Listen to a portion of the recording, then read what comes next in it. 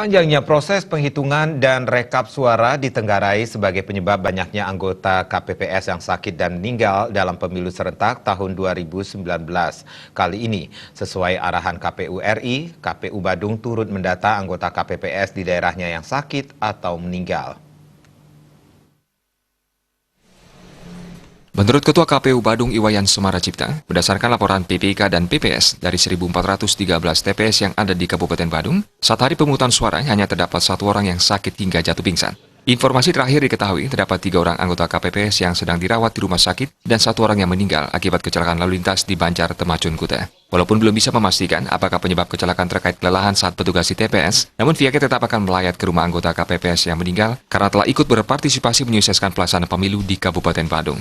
Dari pantauan kami dan laporan dari teman-teman PPK dan PPS, kemarin pada tanggal 17 April ada 1 orang yang sakit pingsan di TPS, tetapi sudah sudah dilakukan pendampingan.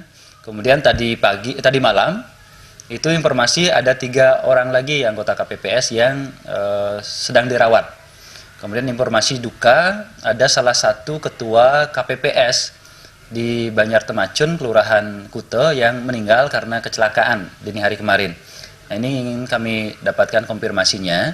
Mudah-mudahan hari ini kami dapatkan data-data dan juga sekaligus menjenguklah ke teman-teman kami yang telah menunaikan tugasnya kemarin pada tanggal 17 hingga 18 April dalam rangka pemungutan dan penghitungan suara di TPS. Ditambahkan dengan adanya data petugas KPPS yang sakit maupun meninggal akan mendapatkan perhatian dari pemerintah. Sementara itu, menurut salah seorang saksi dari salah satu partai di Kecamatan Bangwi, pelaksanaan tahapan pemilu serentak kali ini memang sangat melelahkan. Bahkan ia sendiri mengaku sempat mengalami gangguan kesehatan dan telah diperiksa oleh petugas kesehatan. Pemilu kali ini kayaknya sangat berat sekali ini. Tugas daripada saksi ini sangat berat, begadang sampai pagi, larut malam. Kita rata-rata pulangnya pagi jam 6, jam 3. Sehingga kondisi kita untuk tugas ini sangat berat sekali. Kebetulan kemarin ini ada pengecekan sumangsih dari KPU menyediakan tim dokter.